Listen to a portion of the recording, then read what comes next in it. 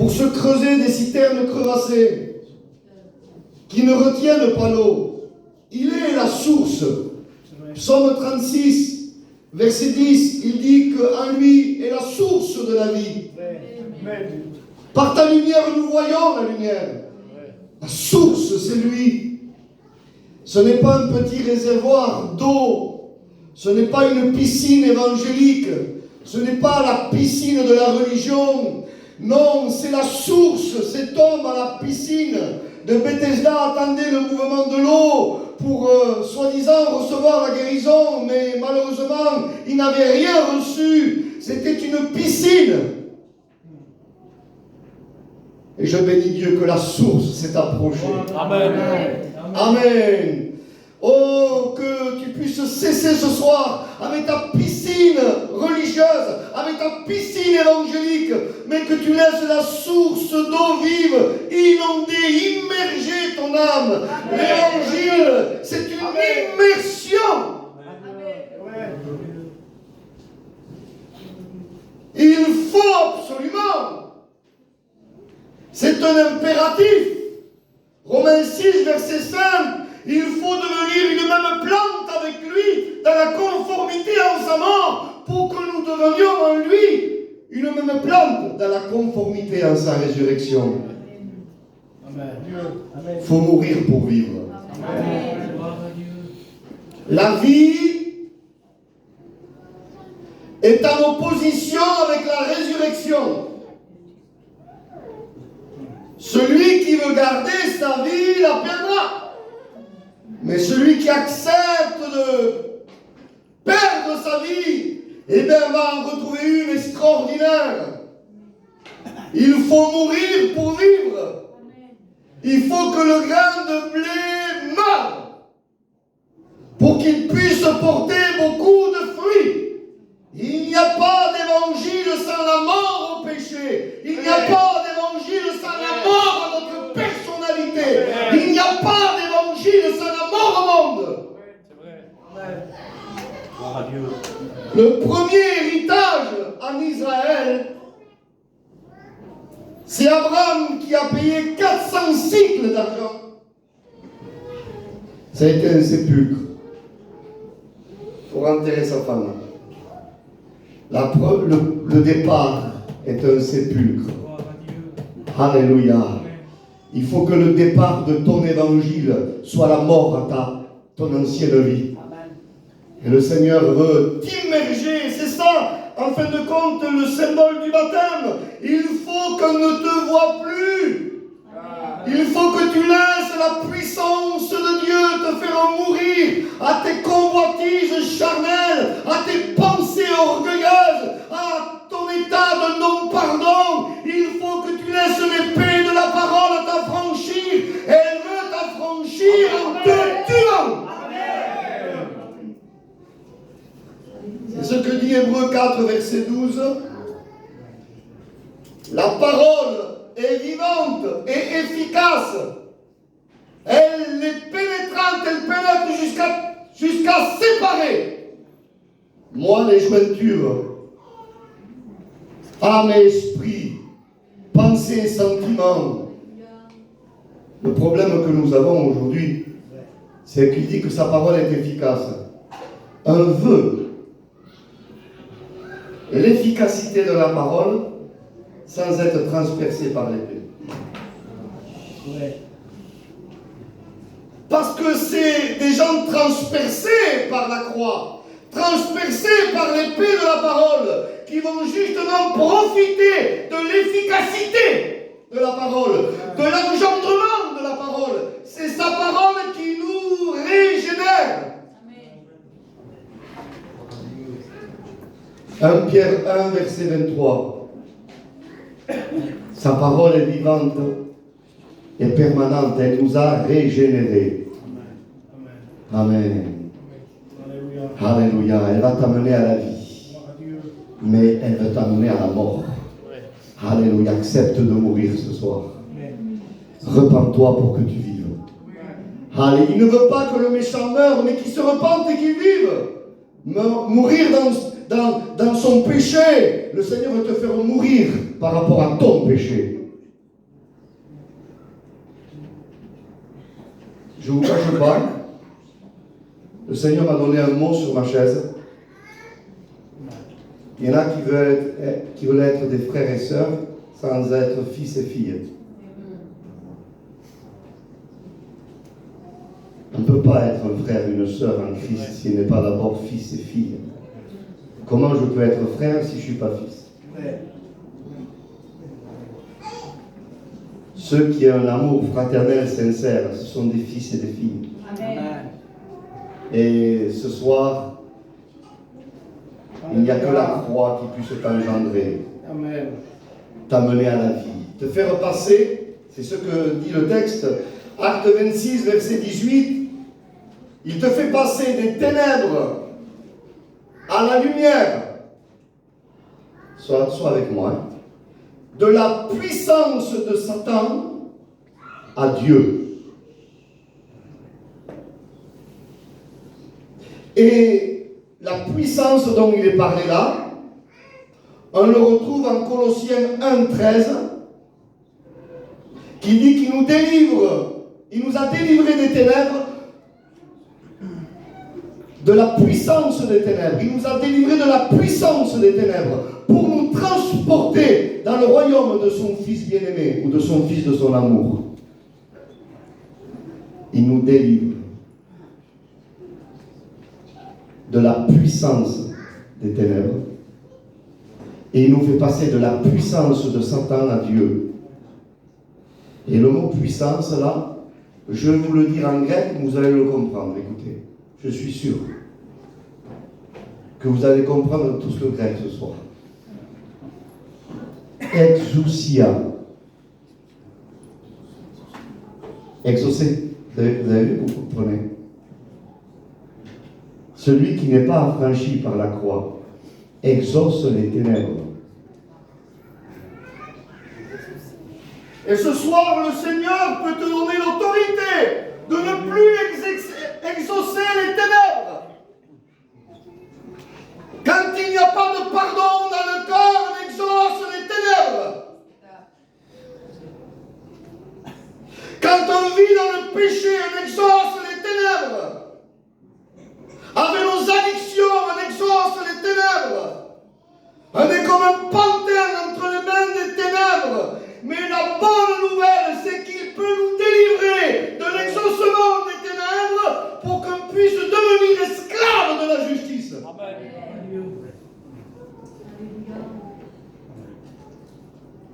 Et ce soir, c'est précisément ce que le Seigneur veut faire. Quel texte? Romains 6, versets 17 à 18. Il dit, nous étions esclaves du péché. Mais maintenant, nous sommes esclaves de la justice. Alléluia.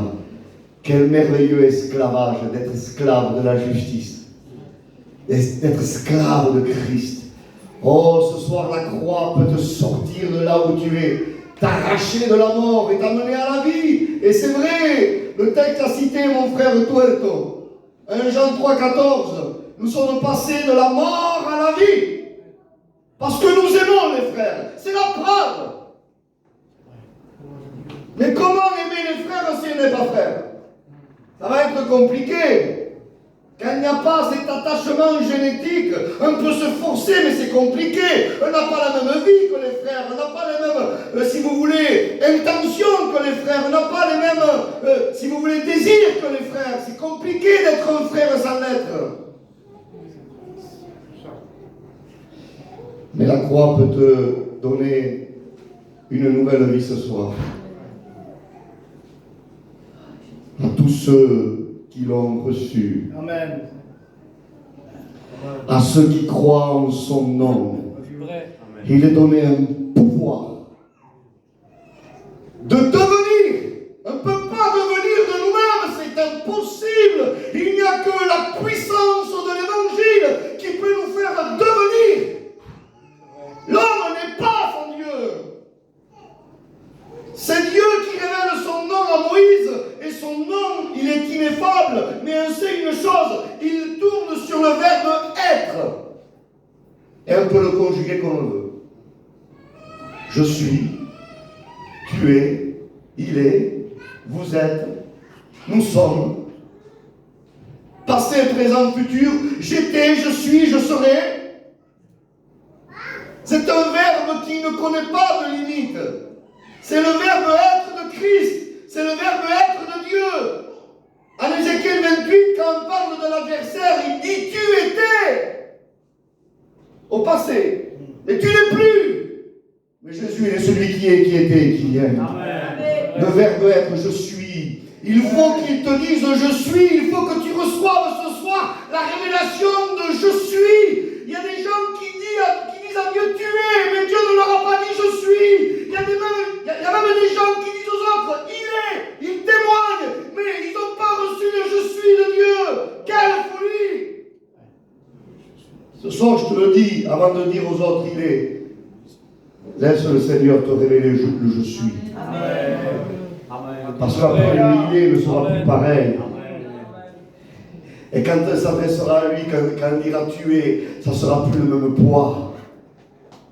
Quand le Seigneur nous a révélé le je suis, il commence par le je suis. C'est comme ça qu'on conjugue. Vous savez ce que ça signifie, je suis, venant de Dieu? Je voudrais froisser personne ce soir.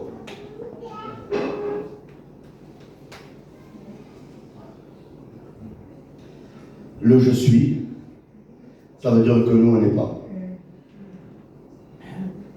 Et que même si on fait des efforts pour être, on ne sera jamais. C'est pas par l'amélioration de la chair qu'on devient enfant de Dieu. Parce que cela c'est clair.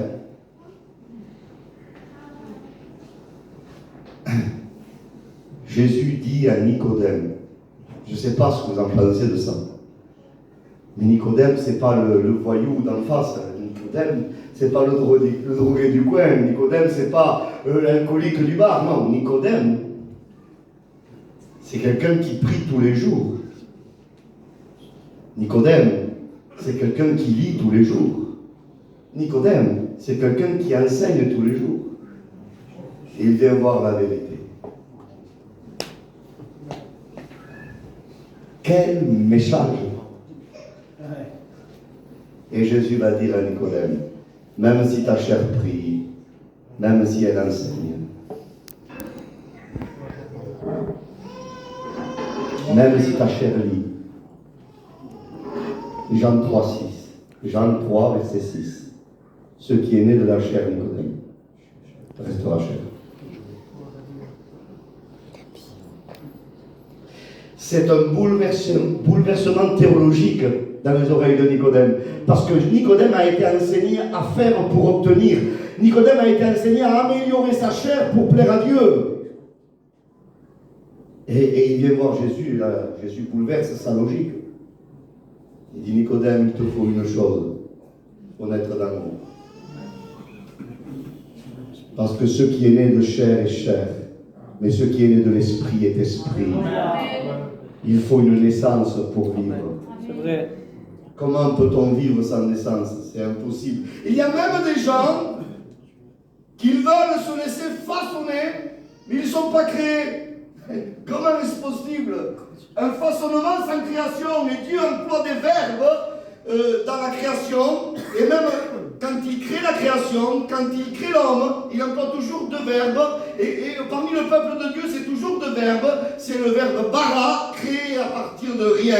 Et après yatsa, il façonne la matière créée. Mais il y a des gens qui veulent être façonnés, ils ne sont pas créés. On n'est pas sauvé par façonnement. On est sauvé par création. Amen. Et Dieu crée égale nouvelle naissance. Et après il façonne égale sanctification. Comment voulez-vous sanctifier avec une nature charnelle? C'est impossible. Vous savez ce qu'on va faire? On va filtrer le moucheron, on va avaler le chameau. Moi j'en ai dans mon église, malheureusement. Ils ont pris le baptême. Bon, faut pas se taire un peu parce qu'après, on se fait tuer. Parce que tout est enregistré. Ils veulent se sanctifier par eux-mêmes. mais il n'y a pas eu la sanctification initiale. Eh oui. Ce sont que ceux qui sont saints qui peuvent se sanctifier. La chair restera chair. L'esprit restera esprit.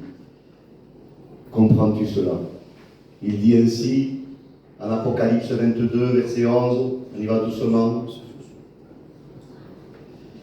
Il va dire que celui qui est saint se sanctifie, que celui qui est juste pratique encore la justice. Mais il dit que celui qui est souillé se souille, que celui qui est injuste continue à pratiquer l'injustice. Donc moi j'avais trouvé comme une certaine... Ça m'a interpellé ce texte. Hein, parce que moi j'aurais écrit que celui qui est souillé se sanctifie. Moi j'aurais tombé comme ça maintenant, mais c'est pas possible. Si on n'a pas reçu la nouvelle naissance, de vivre en sainteté, c'est impossible. C'est impossible. Par contre, quand Jésus dit, je dis ça en passant à l'église ce soir, quand Jésus dit que les pharisiens coulaient le moucheron et avalaient le chameau, ça ne veut pas dire qu'il ne faut pas couler le moucheron. Parce que celui qui est né de Dieu, il doit couler les moucherons tous les jours. Parce que si on ne coule pas le moucheron maintenant, plus tard on avalera le chameau. Donc, voyez-vous, si le Christ, si le Fils nous a franchis, oh, quel texte glorieux, nous serons réellement libres, libérés de tout. Jean 8, verset 36, si le Fils vous a franchis, vous serez réellement libérés.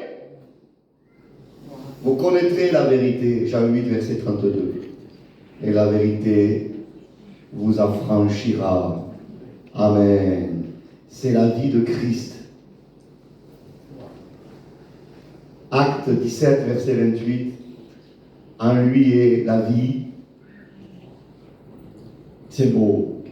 Le mouvement et l'être.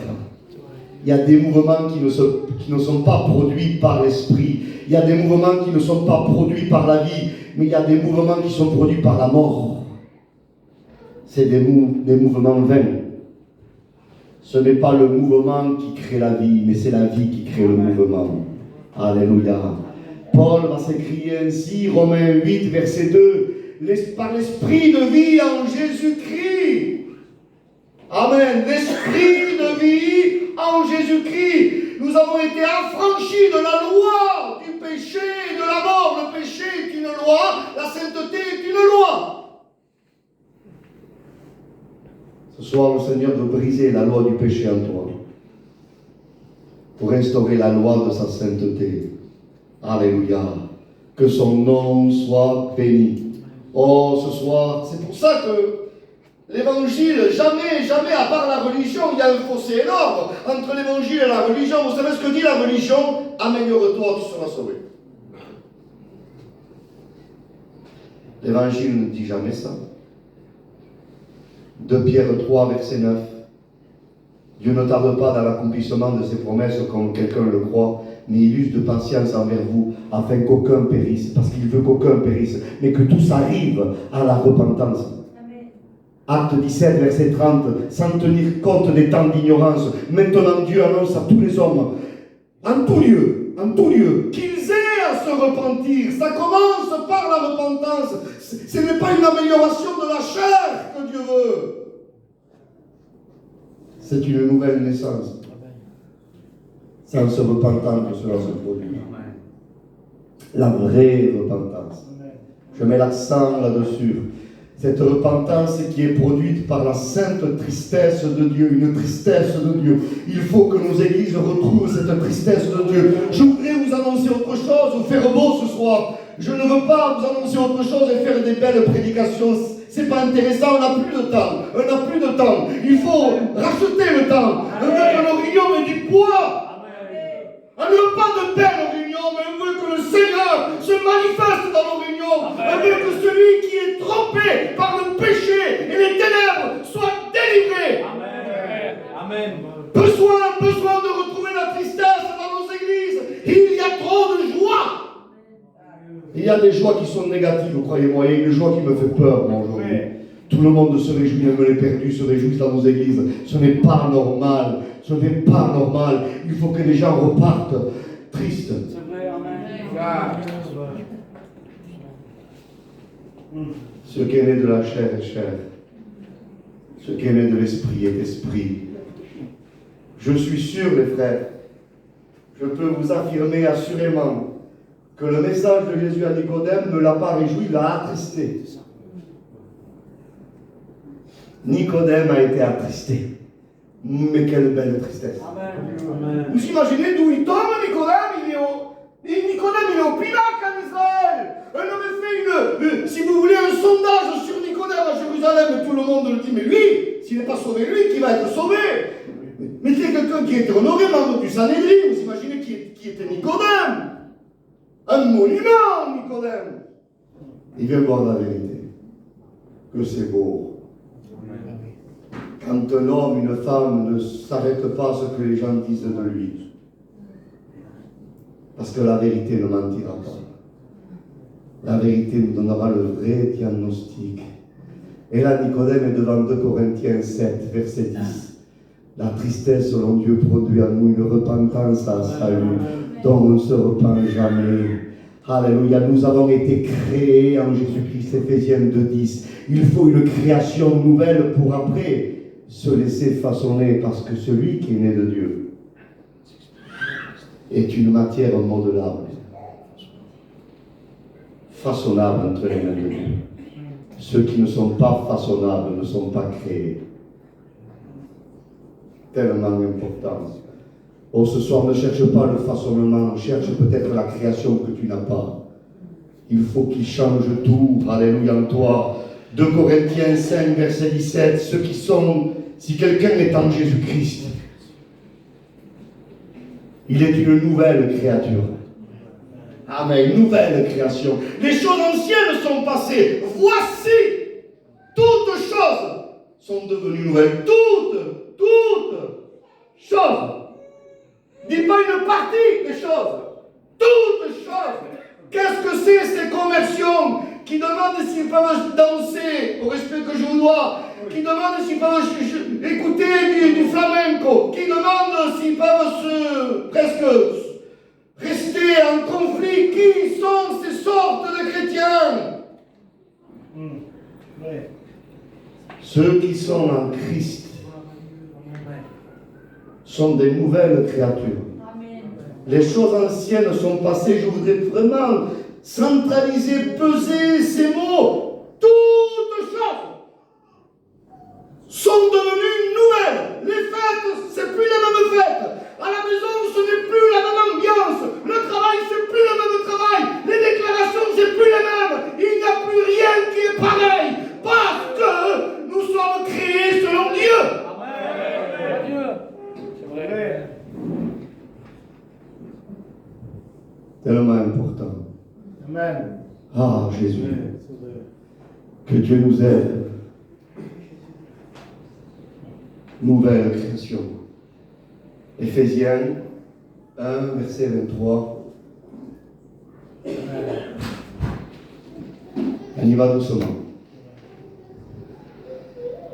Il remplit tout.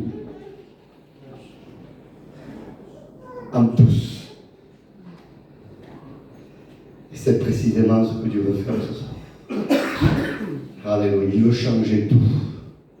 Et remplir tout. En tous. Nicodème. Il tombe de haut. Et Jésus lui prêche sa nature. Parce que le cœur de l'homme est tortueux par-dessus tout. Vous êtes avec moi? Amen. Un peu essayer de maquiller notre chair, mais ça restera chair. Il y a de la chair maquillée en spiritualité, mais ça restera chair. Jérémie 17, verset 9. Le cœur de l'homme est tortueux par-dessus tout, et il est méchant, il est incurable en H. Méchant, incurable. Vous savez qui sont encore plus méchants? Ceux qui veulent se faire un chrétien et qui ne le sont pas. Alors ceux-là s'appellent des frustrés. Parce qu'ils s'épanouissent ni dans le monde ni en Dieu. Oh, ce soir, choisissons qui nous voulons servir. Ce soir, il y a deux chemins devant toi. Et je voudrais le citer, Deutéronome 30, verset 19. Je mets devant toi la vie, la mort, la bénédiction ou la malédiction. Mais il nous dit, choisis. Choisis la vie. Amen. Choisis la vie afin que tu vives. Amen. La vie, nous voulons la vie. L'homme ne peut pas produire ça. Il n'y a que Dieu qui puisse donner la vie. Il n'y a que lui. Quel texte que Jésus donne à Nicodème. Écoutez, c'est incroyable. C'est bouleversant. Hein? Il lui prêche le serpent des reins. Je ne peux pas m'étendre ce soir. Mais vous imaginez ce qu'il lui prêche en Jean 3, 14. Comme Moïse éleva le serpent dans le désert, il faut que le Fils de l'homme soit élevé. Quel message, le serpent. Je vous l'ai déjà prêché à Montpellier, je pense. Mais le serpent des reins, réellement, le serpent, ce n'était pas Jésus. C'est la nature pécheresse. C'était l'humanité des serpents. C'est ce que dit, par exemple, la parole de Jean 3, versets 8 à 10, nous trouvons cette réalité, les fils de Dieu et les fils, malheureusement, de l'adversaire. Hein? Parce que ceux qui sont dans le péché ne sont pas du camp de Dieu, mais du camp de l'adversaire. Et puis, Dieu envoie des serpents, parce que ça c'est le nombre 21. Nicodème prenait le nombre 21. Et Dieu est pédagogique, il envoie des serpents pour mordre Israël, parce qu'en fait, les serpents spirituellement, c'était eux. Ils se sont fait mordre par leur propre venin, ils ont ressenti le venin, la morsure. Et puis Dieu donne une solution. Soyez avec moi ce soir. Il dit à Moïse, parce que eux, ceux qui veulent, dis à Dieu qu'il les éloigne ces serpents. Hein? Ils n'avaient pas compris encore. Et puis Dieu dit à Moïse, tu vas te faire un serpent d'airain de la même effigie qu'eux. Et ceux qui le regarderont seront sauvés, guéris. La croix est le miroir. La première révélation de la croix, soit avec moi ce soir. Elle ne nous montre pas Jésus, elle te révèle qui tu es toi. La croix est un miroir. La première révélation de la croix. Je vois le serpent, et le serpent c'est moi. C'est la nature reptilienne. Je comprends mieux que même Saul de Tarse. Et puis, il était vraiment un zèle excessif pour la loi. Il était dans son domaine religieux. Et plus que des écailles vont tomber de ses yeux. Des écailles. D'où ça vient les écailles? Le Dieu de ce siècle veut aveugler l'intelligence des hommes pour pas qu'ils voient briller la splendeur de l'évangile de Christ. Oh, que les écailles tombent ce soir. Mais vous imaginez, Jésus prêche le serpent d'airain à Nicodème. En voulant dire avec tout ce que tu fais, voilà ta nature. Et moi j'accepte de porter ton ignominie, ton péché. Amen. Je comprends, mais écoutez, je comprends, et c'est extraordinaire. Galates 3:13, il nous a rachetés de la malédiction de la loi en devenant malédiction pour nous. Parce qu'il est écrit, maudit soit quiconque est pendu au bois. Deutéronome 21, verset 23. C'était écrit, Canada d'hébreu, c'est exécrable. Jésus a accepté de porter notre ignominie. Vous savez ce que c'est exécrable?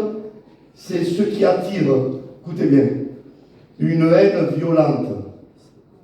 Tellement que c'est horrible aux yeux de Dieu.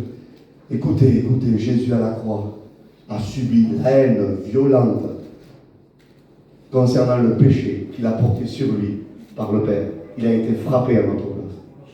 Il a pris la foudre de Dieu à notre place. C'est ça la révélation du serpent d'airain.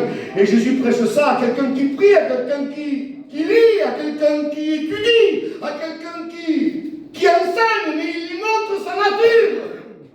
Vous savez ce que je comprends?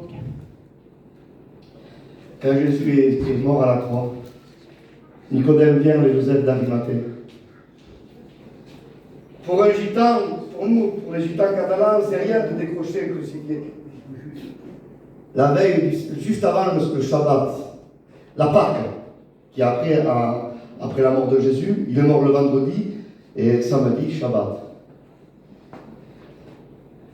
Mais pour un juif, toucher quelqu'un qui est décédé, c'était être impur. Quel acte!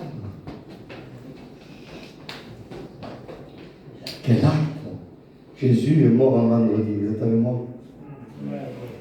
C'est un vendredi que Dieu a créé Adam. Et en mourant, il donne naissance à une nouvelle humanité. Alléluia. Il veut créer en toi un nouvel Adam, quelque chose de nouveau. Un nouvel homme, une nouvelle femme, un nouveau foyer, une nouvelle famille. Alléluia. Affranchi du péché totalement, parfaitement. Parce que si lui le fait, c'est parfait. Jésus était suspendu 6 heures à la croix. Un rapport avec les 6 jours de la création. C'est toute l'œuvre créatrice, nouvelle création de Dieu. Nous avons été créés en Jésus-Christ. Extraordinaire, extraordinaire. Mais Nicodème, qu'est-ce qu'il va faire? Il ne peut pas normalement toucher quelqu'un qui est décédé. Juste avant la Pâque. Ça veut dire qu'il ne peut plus manger la Pâque avec sa famille. Ça veut dire qu'il ne peut plus toucher personne. C'est glorieux la Pâque pour les Juifs. Mais là, Nicodème se rappelle du message du serpent des reines. Et quand il voit Jésus suspendu, il voit sa nature. Dieu se voit à lui. Et il se dit, c'est pas lui l'impur, c'est moi. Amen.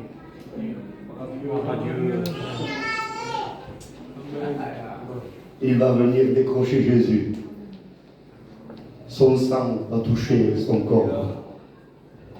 Parce qu'il comprend que prendre le corps de Jésus, avoir contact avec ce sang, c'est pas se souiller, mais c'est se purifier. Alléluia. Ce soir, tu as besoin d'avoir un contact avec la croix. La croix va te faire naître de nouveau. La croix a la puissance de briser la puissance du péché en toi. Il n'y a que la croix, le rocher, la source, peut te donner la vie ce soir. Quel message! Je comprends la prédication de la croix. Et folie pour ceux qui périssent. Mais pour nous. Et je voudrais que tu fasses partie du nous. Pour nous qui obtenons le salut. Elle est la puissance de Dieu pour le salut de quiconque croit. Et peut-être pour toi, mon frère, ma soeur, qui a pris de la distance avec Dieu, tu as besoin d'être purifié à nouveau par un renouveau de la croix. La croix est là ce soir, elle est la puissance de Dieu. Je te le dis au nom de Jésus, ta puissance à toi n'est rien. Il te faut la puissance de Dieu pour être franchi. Laisse la puissance de Dieu opérer ce soir ce que toi tu es incapable d'opérer. Quel message! Quel message! En fait, quand on regarde, je disais ça à Arles il n'y a pas longtemps,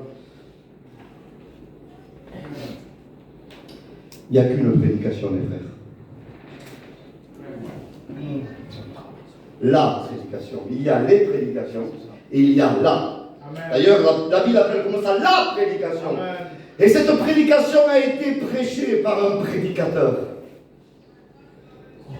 Il n'avait pas une estrade comme je l'ai ce soir.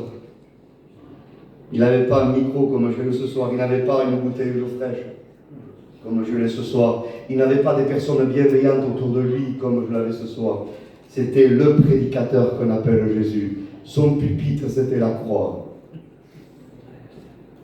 Suspendu entre ciel et terre. Gloire à Dieu, alléluia. Voilà. Une prédication qui a duré 6 heures. Alléluia. Mais qui a eu un impact dans l'espace et dans le temps. Et je voudrais peser chaque mot que mon Jésus crucifié a dit. Moi, ça m'est facile de parler ce soir. Je vous assure que ça m'est facile de parler. J'ai la sono, j'ai les frères qui sont autour de moi qui disent Amen à chaque mot que je dis. Mais lui,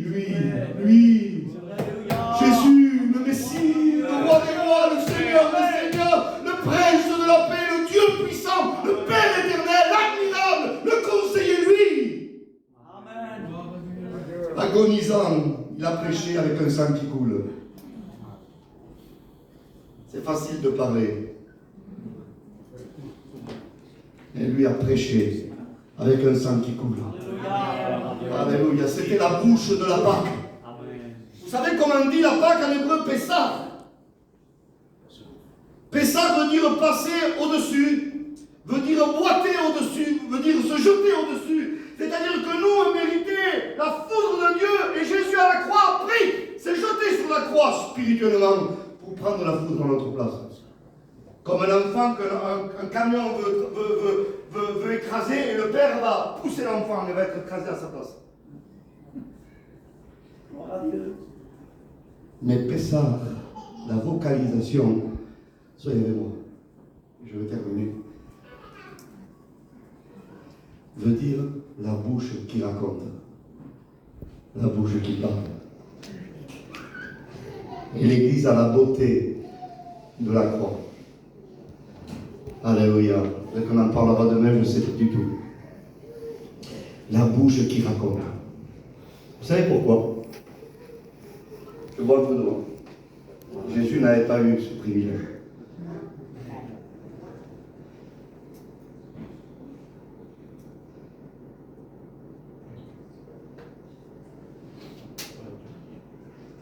La bouche qui parle. Quand Jésus a mangé la Pâque avec ses disciples, il a mangé avant la Pâque. Parce qu'il devait être la bouche qui parle pour Pessah.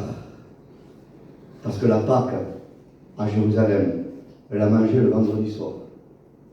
Mais Jésus a mangé la Pâque le jeudi soir. C'était la Pâque galiléenne. Il y avait un laps de temps avant, vous savez pourquoi? Parce que beaucoup voulaient aller à Jérusalem. Ils avaient de la route. Et parfois, ils fêtaient Pâques chez eux pour aller à Jérusalem et pour fêter Pâques à Jérusalem aussi. Il y avait le calendrier galiléen et le calendrier judéen. Et Jésus était un enfant de Galilée et il a pris la Pâque galiléenne jeudi soir, mais pour un but. Pour être la bouche qui parle le jour de Pâques. La bouche qui raconte.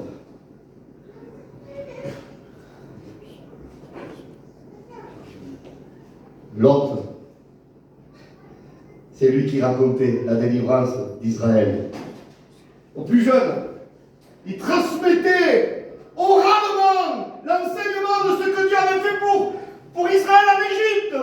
Le maître de maison et la croix est un lieu ce soir. Le convive, c'est Jésus. Celui qui invite ce soir, c'est Jésus. Venez-vous tous. C'est vrai. Qui êtes fatigués et chargés. Et moi, je vous donnerai du repos, le prédicateur sans cravate.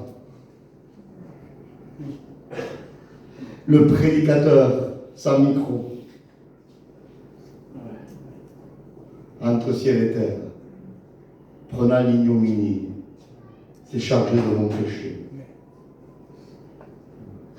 Vous imaginez 2 Corinthiens 5, verset 21.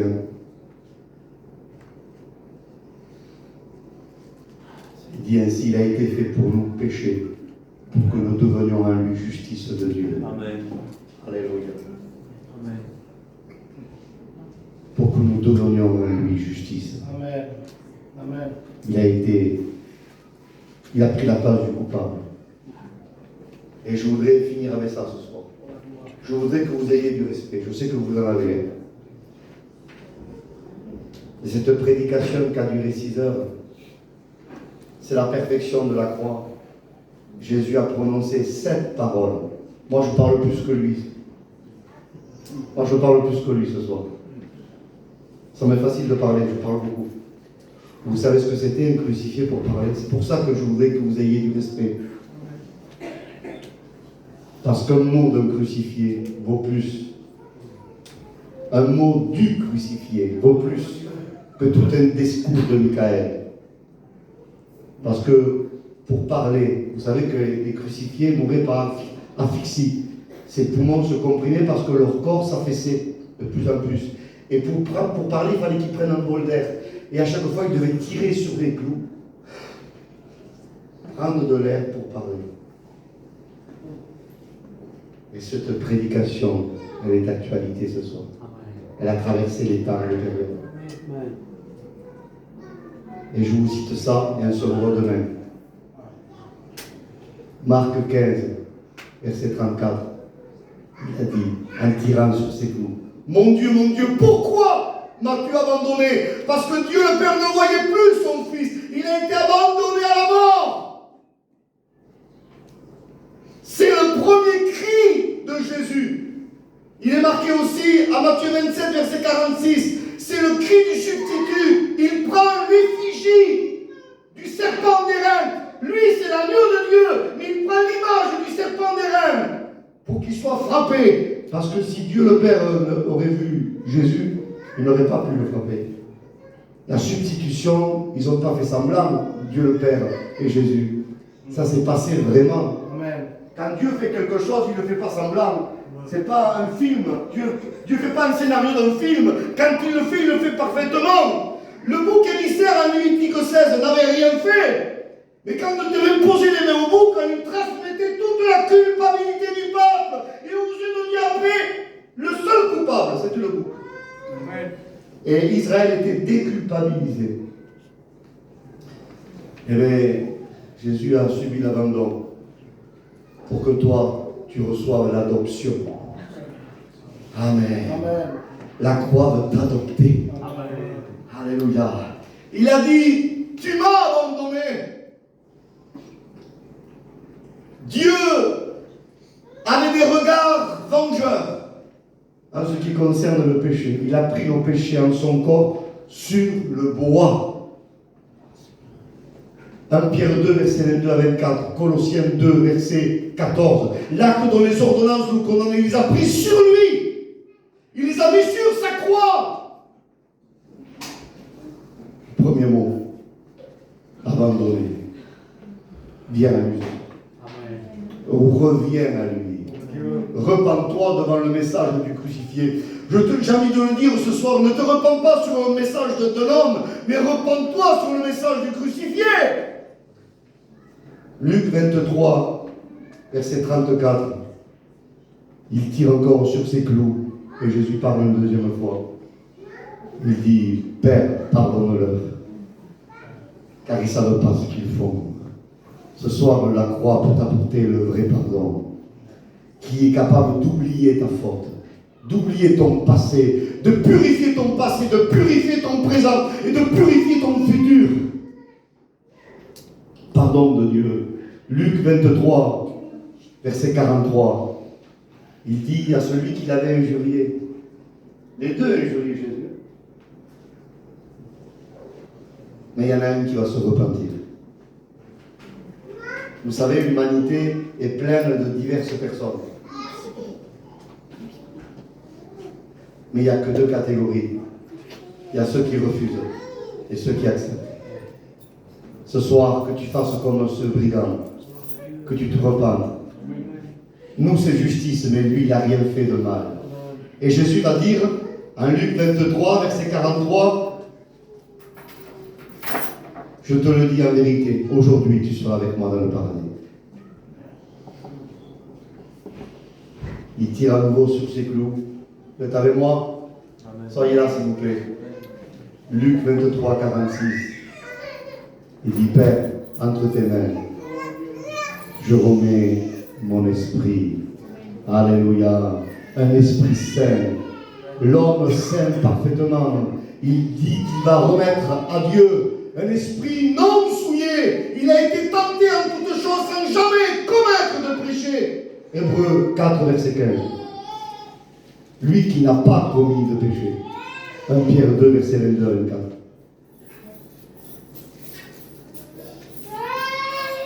Je termine. Jean 19, verset 26. Il dit, il y a Jean et il y a sa mère. Il dit, femme, voici ton fils. Et toi, voici ta mère. La croix crée une famille qui n'existait pas. Ce soir, la croix peut te donner la famille de Dieu. Amen. La croix peut faire de toi un véritable frère. La croix peut faire de toi une véritable fille et sœur. Alléluia. Alléluia. Jean 19, verset 28, et je termine. Si j'aime la parole de Jésus, j'ai soif. Un brevet de vinaigre. Vous savez comment on dit vinaigre? C'est quoi vinaigre? L'étymologie du vin aigre. Vinaigre, c'est le vin aigre. Et il a pris l'aigreur pour que tu prennes la douceur de sa parole. Pour que tu sois au bénéfice de son sang ce soir. Et Jean 19, verset 30, il dit, septième parole de Jésus, tout est accompli. Amen. Nishlam, tout est payé. Intégralement. Alléluia. Laisse le Seigneur te délivrer intégralement. Peut-être qu'on continuera demain. On prie le Seigneur. Le message ce soir, c'est pas améliore-toi, c'est repens-toi.